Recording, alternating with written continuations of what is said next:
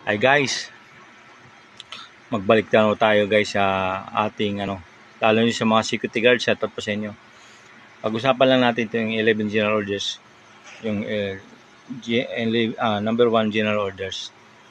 Mahalaga ito guys, kung tayo ay pinahalagahan po yung ito, ay mahalaga po ito.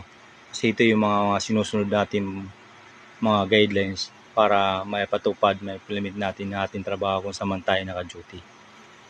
Ito na ibigay sa ating task ay dapat yakapin natin at ipatupad ng naayon at ng tama para hindi po tayo mabalikan kung may babalikan sa atin kung ano natin hindi masunod yung pinagagawa sa atin ng kliyente. Kasi guys, ang nakasalalay dyan, yung ating agency. Kung hindi natin gagawin ang trabaho natin, lalo yung general number 1, to take charge, dispose, ay di na mangyayari yung iba dyan. Kung hindi natin gagawin ang tama yan, number 1 pa lang yan, general order.